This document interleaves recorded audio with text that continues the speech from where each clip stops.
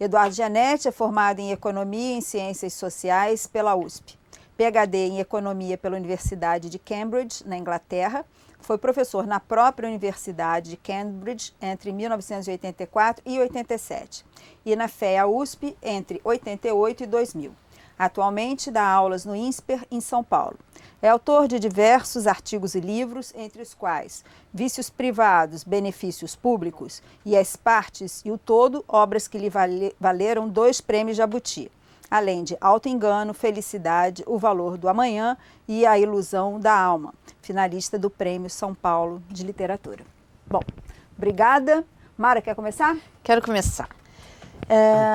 Sempre que me perguntam, me pedem uma indicação de livro de finanças pessoais, quero fazer investimento, quero aprender a investir e tal, eu recomendo começar pelo Valor da Manhã. Porque eu acho que é um livro assim, brilhante, porque ensina a importância de ter que fazer escolhas, né? Eu queria que você falasse um pouco, fazer escolhas, a taxa de juros é o principal instrumento para eu fazer minhas escolhas? Como é que você resolveu escrever? Por que a taxa de juros? Porque ali você fala de taxa de juros de uma forma brilhante, enfim. E como é que isso despertou o teu interesse?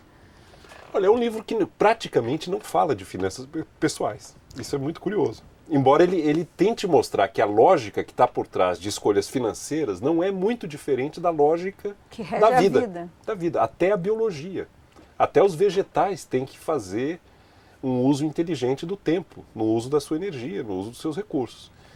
Então, quando eu percebi que eu podia juntar minha formação de economista com esse conhecimento do mundo natural, no qual a lógica da vida é muito semelhante à que existe no mundo das finanças, eu achei que era o caso de juntar essas duas pontas e foi disso que resultou O Valor do Amanhã.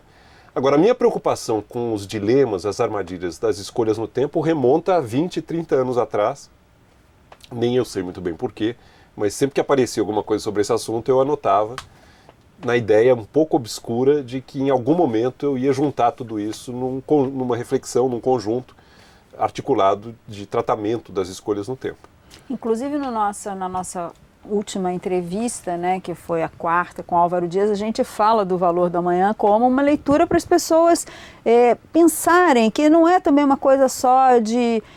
Não é só escolha, como você falou, é uma escolha da vida, né? Não é uma coisa de eu vou guardar dinheiro aqui para fazer tal coisa. É tudo que vai reger se você vai agir por impulso ou se você vai pensar. A ideia básica, Marisa, é a seguinte: toda vez que você faz uma escolha no tempo, implicitamente tem juros, porque tem valores presentes e futuros. Você vai estar distribuindo valores no tempo. Eu tentei desmistificar a noção de juros, que para quem vê juros acha que é uma coisa inventada por banqueiro, por economista. Não é. Se você examinar a natureza, a lógica da vida, toda vez que há uma distribuição de valores no tempo, você tem termos de troca entre presente e futuro. Esses termos de troca entre presente e futuro são os juros. Os juros monetários são um caso muito particular de algo que permeia toda a cadeia do ser vivo. Os juros monetários são aquelas situações em que você tem o numerador e o denominador em dinheiro. Você divide um pelo outro, você tem uma taxa. Mas muitas vezes é caloria. Por exemplo, quando você come caloria em excesso, seu corpo armazena calorias para uso futuro.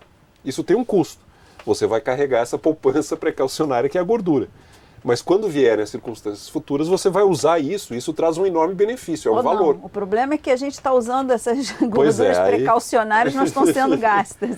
A gente vai para a academia. Ou então faz regime.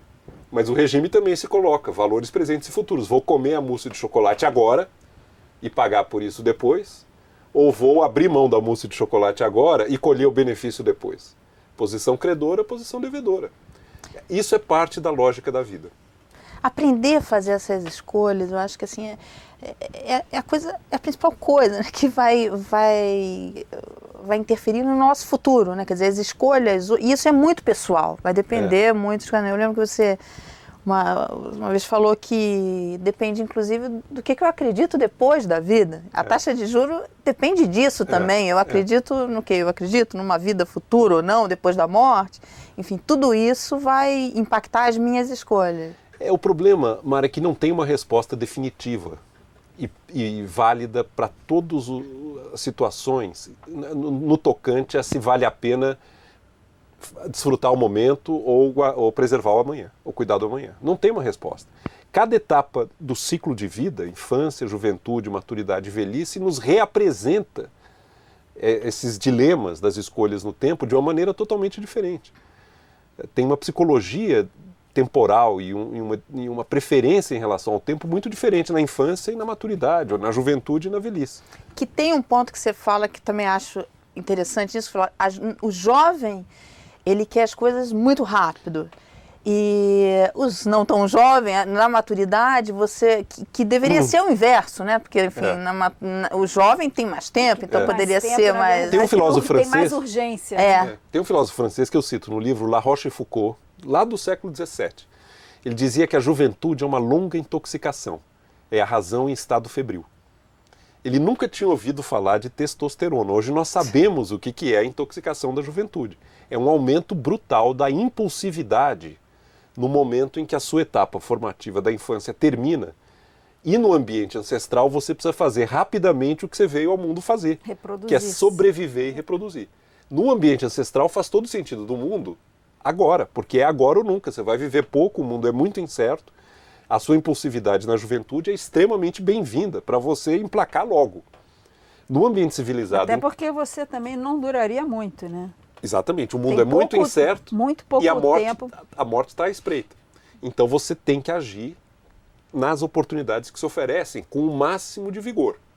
Só que no ambiente tecnológico e civilizado em que nós vamos viver 80, 90, 100 anos, essa lógica da natureza, da impulsividade juvenil se torna um enorme problema e armadilha, porque ela recomenda mergulhar com tudo no momento, exatamente na etapa da vida em que você é chamado para fazer escolhas de longo alcance para o resto da sua vida e que vão se materializar muitas vezes daqui a 30, 40 ou 50 anos. Por exemplo, fumar.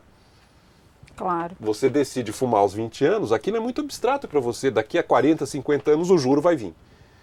Uma gravidez na adolescência. Uma gravidez na adolescência, uso de drogas, alcoolismo, esportes radicais.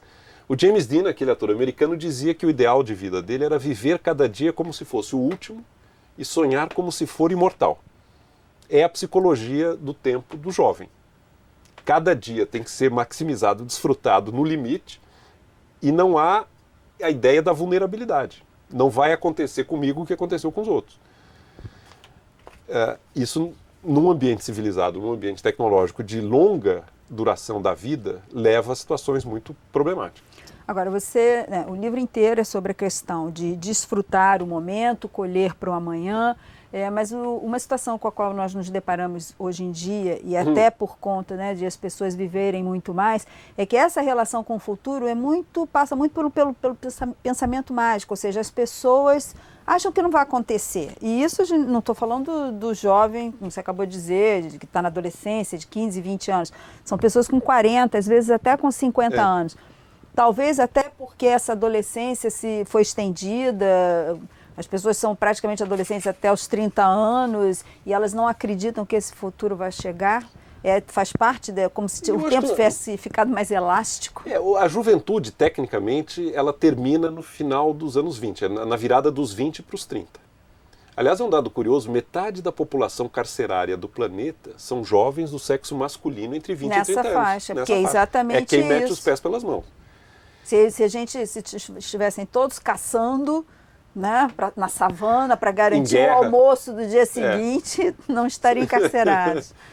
Mas o que tem hoje, aí é um pouco o que você estava falando, é um culto da juventude como a única etapa da vida que vale a pena.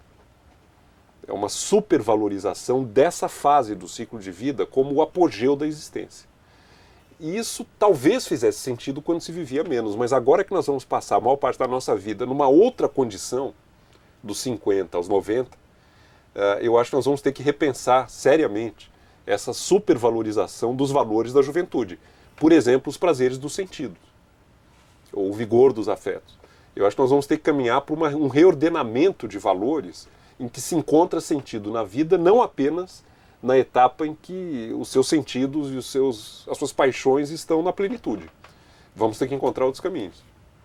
Como é que você vê essa discussão hoje no Brasil? Quer dizer, no Brasil você tem a impressão que você tem é que a expectativa de vida é de 28 anos de idade, né? 25, assim, né? Porque passou disso, o cara já se acha... E mesmo os bem e para mais as mulheres velhos... é mais cruel. Exatamente. Para as mulheres exatamente. esse aspecto é mais cruel pela supervalorização da aparência. Exatamente. Que é outra coisa que vai ter que ser revista em algum momento. Não, e lembrando a entrevista com Márcio Atala, ele dizia que muitas vezes no consultório os homens chegavam na faixa, eram muito mais interessados num tipo do que eles tinham que fazer de exercício, etc. E tal, quando chegavam nessa faixa dos 50, preocupados. E as mulheres iam mais cedo, pensando na aparência. Mais velhas, elas estavam mais deprimidas. Se acomodar. Porque já não eram, quer dizer, não era esse o drive correto, né, para você garantir qualidade de vida, bem-estar.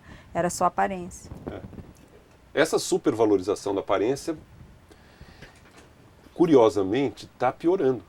As pesquisas mostram que a aparência está ficando cada vez mais relevante nas relações pessoais.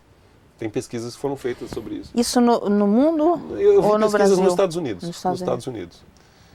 Por exemplo, isso é muito interessante porque ou muda-se o padrão de beleza ou então você vai ter uma geração de gente insatisfeita, vivendo 40, 50 anos insatisfeitos. Mara, esse negócio é muito sério. Nos Estados Unidos hoje, a discriminação, as pessoas percebem que são mais discriminadas pela aparência do que pelo sexo, pela religião, pelas preferências sexuais, Nossa, pela cor. Quer dizer, o importante é A estar diferença no padrão. dá no mercado de trabalho uma diferença brutal. Quem é mais bonito ganha mais, tem mais facilidade, Quem é o que tem mais emprego. Magro, alto e belo. Esse é o padrão de beleza? Magro, alto? Isso tudo são pesquisas feitas na Suécia, nos Estados Unidos, nos países muito desenvolvidos. Até na justiça eles descobriram que pessoas bonitas recebem penas menores e multas menores quando vão a julgamento.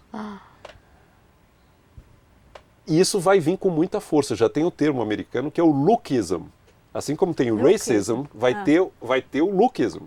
Ou seja, o preconceito baseado faz na sentido aparência. escolher uma aeromoça para ter um emprego porque ela é mais bonita do que a outra ou não? E qual o critério de justiça de você escolher alguém com base na aparência? Bom, estamos conversando com o Eduardo Gianetti, no 50 Mais CBN. Eu vou pensar aqui uma frase do livro, O Valor do Amanhã. Na verdade, não é bem uma frase, mas eu queria que você discorresse sobre o seguinte. Quando é que o ser humano aprende a fazer as escolhas que vão impactar fortemente o seu futuro? Porque você acabou de falar dos jovens, né, que não conseguem ver daqui a 20, 30, 40 anos. Porque você no livro trata, né, de uma experiência sobre a paciência com crianças, né, que é a coisa de pegar a bala ou não. Isso, como é que era o experimento? Elas podiam pegar uma barrinha de chocolate, né, ou se esperassem mais tempo, 2 barrinhas, não é isso? E era o dilema que era sobre o valor do amanhã, esse intervalo de tempo que faria com que ela tivesse o dobro do doce. Isso é uma coisa que, na verdade, acaba acompanhando o ser humano em toda a sua trajetória? Essa questão da paciência? Essa experiência feita pelo Walter Mischel, que é um psicólogo da Universidade de Colômbia, mostrou uma coisa muito interessante. Aos 4 anos de idade, portanto pré-escolar, a capacidade de espera da criança para conseguir 2 chocolates em vez de 1 revela traços de personalidade que vão acompanhá-la para o resto da vida. Então, as pessoas com maior capacidade de espera aos 4 anos de idade têm melhores notas no ensino fundamental e no ensino médio, se envolvem em menos casos de alcoolismo, abuso de drogas, conflitos familiares e delinquência. As crianças que revelam aos 4 anos mais impulsividade, tudo ao contrário. Nossa. Vão ter piores notas, entrar menos na faculdade. Isso é um padrão estatístico, não quer dizer que vale para cada criança. Sim, claro. Mas o padrão está lá. A pergunta é, o que é que fez com que aos 4 anos de idade, traços tão relevantes para a trajetória de vida já estejam definidos? Aí, ou é natureza, nature, ou é ambiente, nurture, né, termo em inglês. Ou é alguma coisa da formação do 0 aos 4 anos, ou é alguma coisa que já vem com a pessoa, inata, genética. Uma variável que aparece com muita força de ambiente é a estrutura da família. Crianças em domicílios mais estruturados, que exercitam no dia a dia a musculatura da capacidade da espera, geram pode ser até o maior... presente do aniversário que não vai ser dado agora. O doce não vai ser agora, não é antes do jantar. Pequenas coisas no dia a dia que vão exercitando uma espécie de musculatura cerebral de aceitar uma frustração para ter um benefício depois. Mas aí nós temos um problema seríssimo, porque a gente vive uma sociedade onde, em primeiro lugar, as crianças se tornaram deuses, né? E tudo tem que ser feito, eu estou falando mais assim, no caso brasileiro, e das classes mais abastadas. Tudo é em torno da criança e agora, no momento já. Todos os pais deveriam receber na pré-escola essa pesquisa, então. E muitas vezes, eu acho que você tem razão, muitas vezes acontece que o pai e a mãe ficam com uma certa culpa por não estarem acompanhando o filho ou a filha no dia a dia e resolvem compensar isso facilitando e presenteando e gratificando toda vez que a criança demanda alguma coisa. Isso só agrava o problema. Uma situação que já era ruim se torna ainda pior quando os pais, movidos por uma dívida que sentem com as crianças, passam a gratificá-las a todo momento que elas demandam um presente, um doce, ou seja lá o que for. Isso só agrava uma situação que já é ruim. Mas a gente observa isso com muita clareza. Isso por aí, desemboca numa adolescência que não tem freio mesmo, é incapaz de imaginar que pode deixar para amanhã. Aí, sei lá, é uma reedição em escala planetária do James Dean. E vai prejudicar essa pessoa no ciclo de vida, porque ela não vai fazer escolhas que redundem numa maturidade, numa velhice harmoniosa e bem estruturada. Né? Então, mas isso num contexto em que a maturidade se alongou muito, né? O Kalash até deu um nome de envelhecência, né? De que o ciclo de vida tem uma nova parte, que é essa envelhecência que você vai ter. Então, quer dizer, você cria adultos que não têm essa capacidade de analisar, fazer os termos de troca, enfim, e analisar, e vai ter um período muito grande para suportar todos os prejuízos disso, que ele vai descontar futuro num futuro que vai ser longo, né? Tem duas coisas que, no curso normal das coisas, eu acho que tem duas coisas que ajudariam ou favoreceriam uma visão mais estruturada das escolhas no tempo. Uma percepção mais equilibrada do tempo e uma preferência temporal menos imediatista. Primeiro é o término da longa intoxicação da juventude. Há um serenamento das paixões por volta dos 20, 30 anos. As pessoas se tornam mais... Vamos mais para os 30 do que para os 20, né? Cada vez mais. Eu acho que tem um alongamento mas é uma coisa biológica, Marisa. Tudo bem, varia de lugar para lugar, mas tem um dado biológico nisso que é muito relevante. E é na virada dos 20 para os 30. A outra coisa é a paternidade, ou maternidade. Quando você tem descendentes que vão depender de você por muito tempo. Isso normalmente leva as pessoas a repensar muita coisa na vida, porque agora o jogo é outro. Né? Isso no curso normal das coisas, quando tudo corre dentro de uma certa expectativa. Né? Cada caso individual é muito diferente. Uhum. No caso, então, a paternidade / maternidade como uma âncora. E você, na verdade, estou falando até, parece até meio psicologia de botequim, mas isso teria a ver com até uma opção de jovens, com um revival de compromisso, de ficar meio noivo, de usar aliança. É meio uma blindagem para buscar um pouco dessa serenidade, você acredita? Porque é um fenômeno... Relações afetivas é um campo muito rico de escolhas no tempo. As pessoas lidam com relações afetivas de maneira muito diferente. Algumas são mais do ciclo curto e outras fazem apostas em relações permanentes, abrindo mão da possibilidade de... É o ambiente ideal para o valor do amanhã. Né? Uma coisa curiosa que está sendo discutida é a seguinte: quando você vivia na geração dos meus pais e avós, a vida, em média, chegava aos 60 e poucos anos. Um casamento monogâmico durava 20 a 30 anos. Se você estende o ciclo de vida, como é o caso na minha geração e dos meus filhos e netos... 3 casamentos monogâmicos. Pois é. Se você vai para os 80, 90, você está falando de 40, 50 anos de um casamento monogâmico indissolúvel. É outra realidade. É bom pensar com muito mais cuidado se você realmente leva a sério. É o que explica esse aumento na taxa de divórcios entre pessoas acima de 50 anos? Eu não diria que é a única variável, mas é uma variável relevante sem a menor dúvida.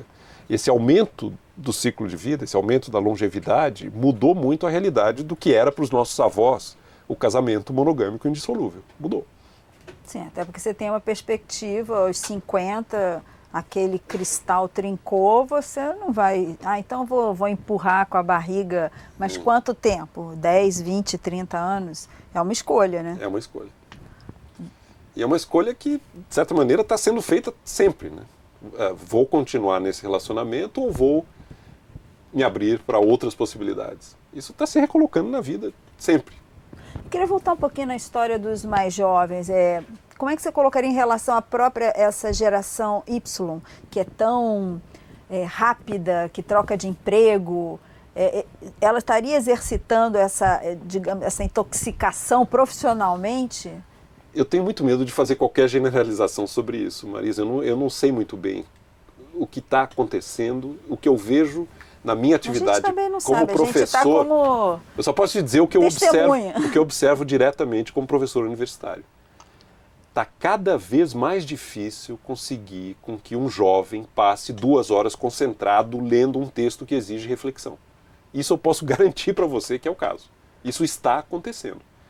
Provavelmente está ligado a isso que você está falando. É uma vida muito fragmentada, muito dispersiva e um bombardeio de estímulos que levam a pessoa a ficar muito descentrada. Ela não aguenta ficar 2 horas sem sentada, consultar o celular, sem ligar o celular, sem postar alguma coisa no Facebook, vai por aí. Está querendo ouvir música, está querendo ver se chegou e-mail, está querendo entrar no Facebook, está fazendo não sei o quê.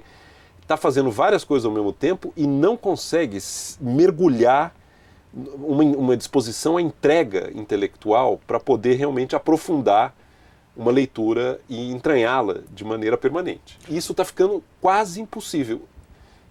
Eu posso te dar isso como depoimento, como testemunha. Mas você fala uma coisa que é até preocupante, porque como é que fica exatamente todos os campos de produção de conhecimento onde a reflexão é indispensável? Nós vamos caminhar para um patamar diferente, quer dizer, não é que seja, não sei, sem fazer juízo de valor, que vai ser pior ou melhor, mas vai ser muito diferente a produção de conhecimento daqui a 30 anos, se a gente ficar nessa coisa meio de mosaico. E não só a produção de conhecimento, né? Quer dizer, porque as próprias escolhas, a reflexão é uma coisa extremamente relevante para você fazer suas escolhas, enfim. E eu temo que as relações pessoais estejam indo para o mesmo caminho, né? E relações profissionais também. É tudo muito tênue, muito fugaz e muito sujeito a mudança a cada instante. Não sei. Aí já estou entrando em áreas que eu não observo tão diretamente. No campo do estudo é isso que está acontecendo. Não sei se é uma transição para uma nova situação que vai se configurar em algum momento. Sim, pode haver um resgate dessa coisa mais novo, reflexiva. Tudo isso é muito novo, há um deslumbramento, há um não saber lidar com essas possibilidades que vão se atropelando, né? De repente o e-mail já está obsoleto, agora é só o Facebook, sei lá o que está acontecendo. Ou é uma transição, em algum momento vai dar uma nova realidade, uma nova configuração, ou então vai ser assim daqui para frente. E as implicações disso, eu não tenho a menor condição de antecipar, eu realmente não sei. Haverá muitos estudando isso, com certeza. Estamos conversando com o Eduardo Gianetti, no 50 Mais CBN, e eu queria falar um pouquinho mais assim, voltando para a questão de economia, vamos sair um pouquinho do campo filosófico.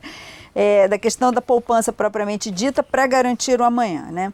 O que as pesquisas vêm mostrando nessa área? Como é que vem a correlação de forças entre usufruir agora e pagar depois, ou pagar agora, usufruir depois?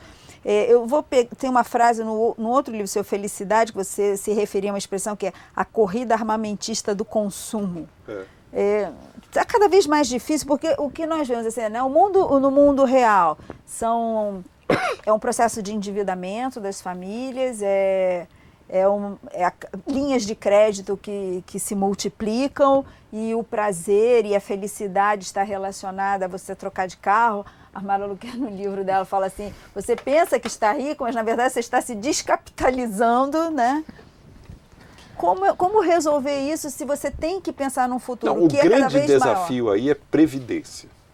É previdência. Nós estamos num mundo em que prevalece um regime de repartição simples.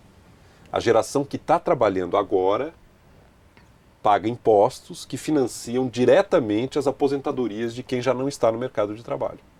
Pois é, essa conta na Europa já não está Essa fechando. conta, Né? com a dinâmica demográfica, essa conta não fecha, porque está diminuindo o contingente de pessoas que trabalham e está aumentando o contingente de pessoas aposentadas. Que vão viver muito mais, Vão viver muito que mais. conseguiram um estado de benefícios que é demandante, né? A saúde é muito cara, exige tratamentos custosos. Essa conta não fecha. Nós vamos ter que transitar para um sistema que não é de repartição simples, mas é de capitalização.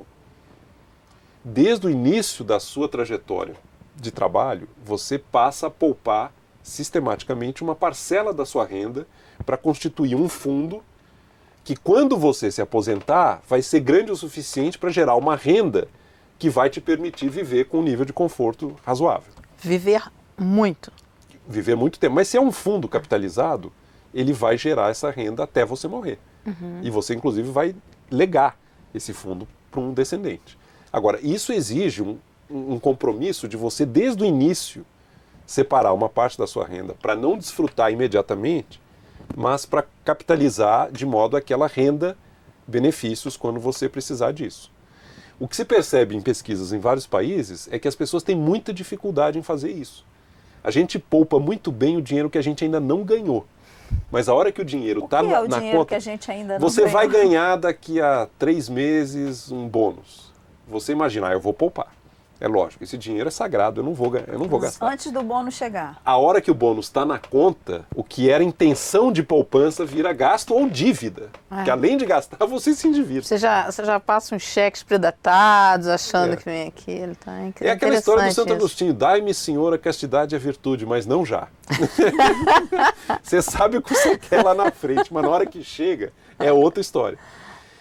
Então, o que acontece? Como as pessoas começam a reconhecer que tem muita dificuldade no calor da hora, de fazer o que sabem que seria melhor fazer, elas pedem proteção contra si mesmas. Então, elas estão demandando um sistema de poupança previdenciária em que o dinheiro nem entra na sua conta, já vai automaticamente para uma conta de fundo. É uma coisa tutelada. Tutelada, na qual você paga uma penalidade se você quiser mexer. Você faz um contrato com você mesmo para se multar se você cair na tentação de entrar naquela conta que você sabe que vai ser importante daqui a 20, 30, 40 anos. Então as pessoas demandam uma espécie de proteção e seguro contra o oportunismo que tem consigo mesmo. Todo mundo nasceu para ser cigarra, né? Tem que fazer um esforço, tem que ter uma ajuda de fora para ser formiguinha. A natureza nos programou para viver o momento e não para pensar no amanhã. Porque nós somos o resultado de um ambiente arcaico, em que a vida era muito incerta, em que as circunstâncias mudavam de maneira imprevisível. E a gente é a herança de milhares e milhares de anos de formação. Agora nós estamos vivendo 80, 90 anos e você chama o jovem a fazer escolhas de longo alcance na etapa da vida em que ele está menos apto a fazê-las. Pois é, então. Esse é o ponto. É uma revolução educacional, de tudo, porque você tem que, primeiro, imagina, você tem que, talvez, fazer com que os jovens façam umas escolhas profissionais mais para frente. Né? Eles têm que aprender desde cedo essa coisa assim de poupar, né? A coisa da previdência. Não é é uma conversa que as pessoas têm depois dos 30, 40, quando deveriam ter com 14, 15. Então você tem que mudar o sistema de ensino, a relação entre pais e filhos. Quantos pais estabelecem o que é uma mesada, né? Ou olha, que é o valor do amanhã mesmo. Não, você vai ganhar tal dinheiro, então com esse dinheiro você vai viver a semana e não vai ganhar nada fora. Eu acho que você tem toda a razão, Marisa. Na verdade, o aumento da expectativa de vida ao nascer não nos obriga a repensar a velhice. Ele nos obriga a repensar o ciclo de vida. Todas as etapas da vida vão ter que ser revistas e repensadas nos seus valores, tendo em vista esse aumento muito rápido na longevidade. Agora, você dizer para um menino de 20 anos, esse que não consegue prestar atenção, ler uma leitura mais, que ele vai viver 80, 100 anos, para ele é uma ficção. No entanto, ele está fazendo uma faculdade, ele sabe que ele vai viver, ele entende isso intelectualmente, mas não é parte dos sentimentos e das emoções dele. E é natural que assim seja. Mas aí você precisa de uma ajuda de fora. Essa ajuda que talvez seja o que é a previdência, né? E que não é um drama, ele não vai ter que deixar de ser jovem. Também não pode entrar com um discurso de que, olha, daqui para frente, austeridade e tal. Nem seria razoável fazer isso. O jovem não pode viver como velho, seria um absurdo. Depois de quem é que ele vai cobrar a juventude que ele não teve? Então, mas esse é o ponto interessante da questão do valor amanhã. Por isso que eu falo muito de quem quer investir, começar a ler, porque é para entender como é que se fazem as escolhas, o que é que importa, né, para cada um, enfim. Não é você vai investir lá ou aqui, depende do que você quer para sua vida, não é... E essas questões estão se recolocando de novo a cada momento, de maneira diferente. Não tem uma resposta, então é isso, faça assim.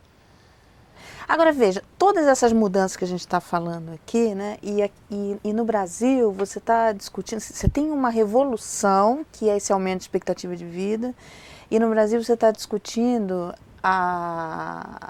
a idade mínima para aposentadoria. Quer dizer, a discussão é muito maior. As empresas ainda não se deram conta, por exemplo, de como é que vai lidar com essa força de trabalho boa, produtiva, que está aí. Nada disso está sendo discutido. Mara, vocês têm absoluta razão. Isso é uma coisa que me preocupa muito e eu penso muito.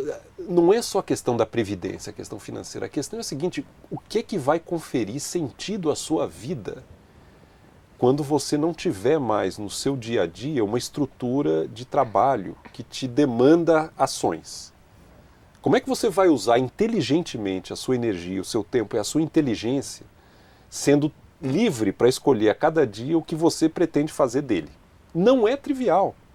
E no momento que você acumulou muita experiência, quer dizer, você está... principalmente... Pois é, mas se você não desenvolveu certos atributos durante a juventude e a maturidade, a sua velhice vai ser o tédio, vai ser a depressão.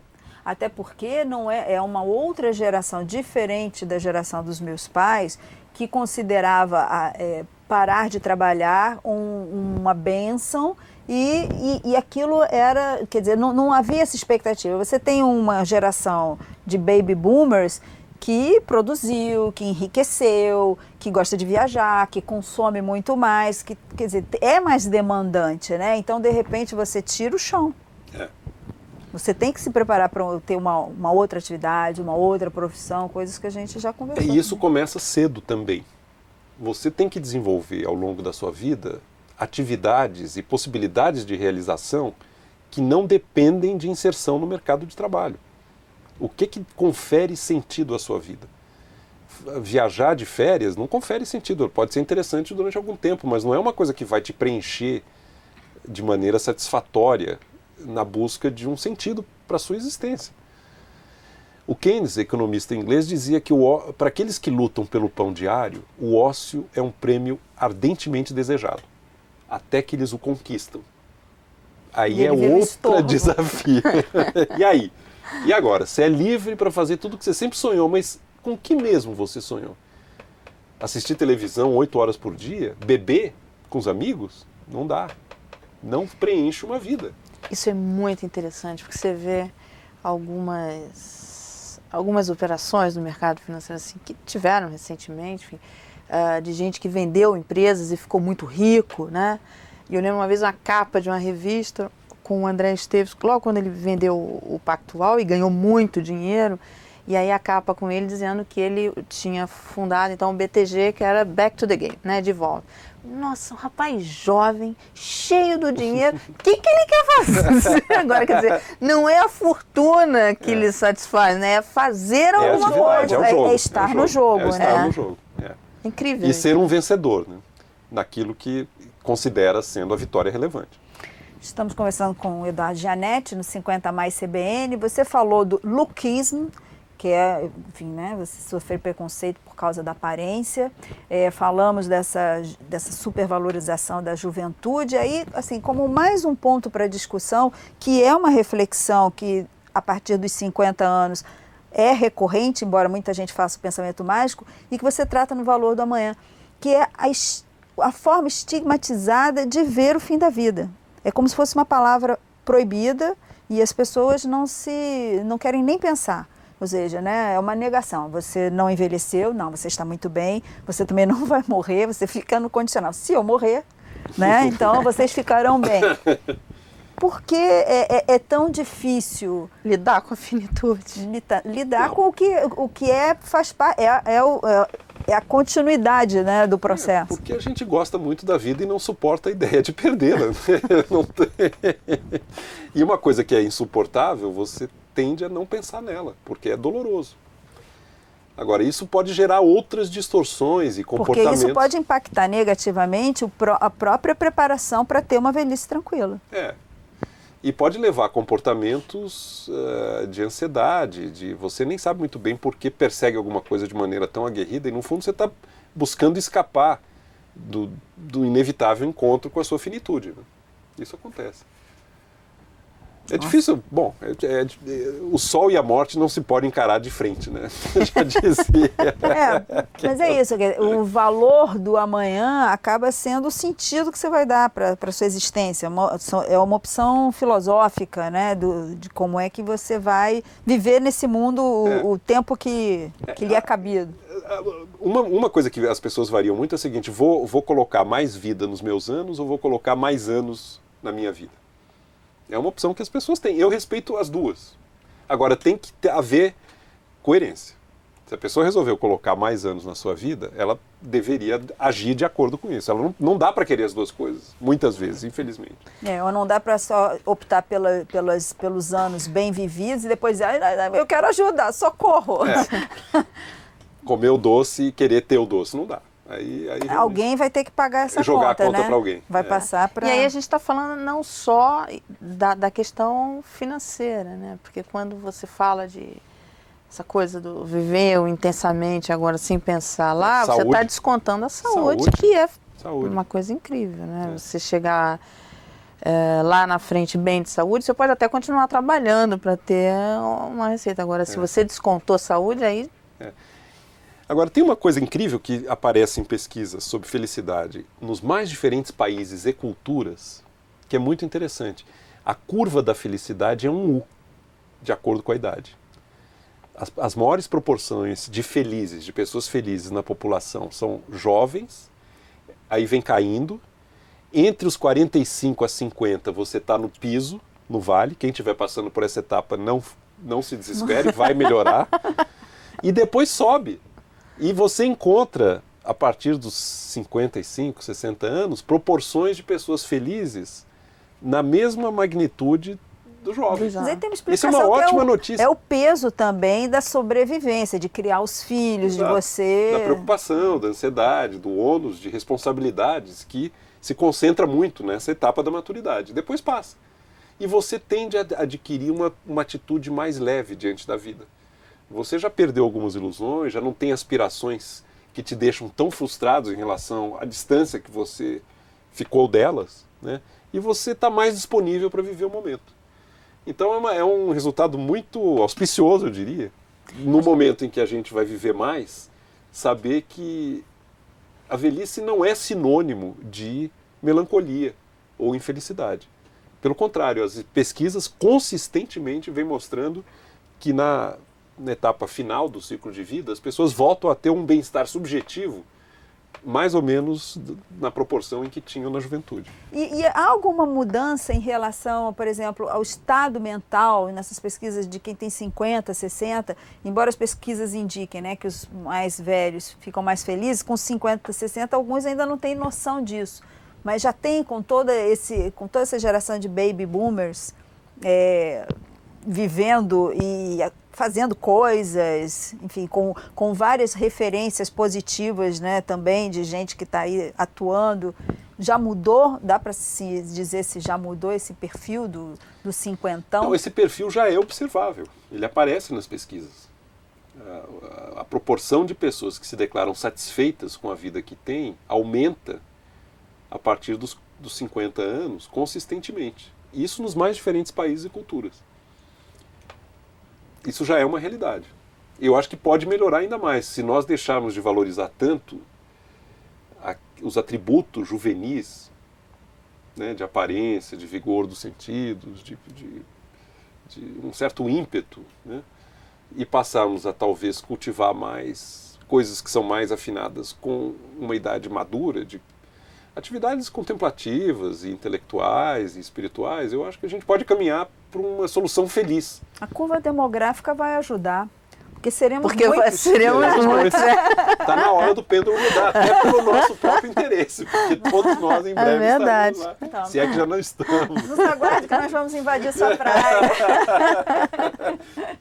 Obrigada, Janete, foi ótimo. Obrigada. Obrigado.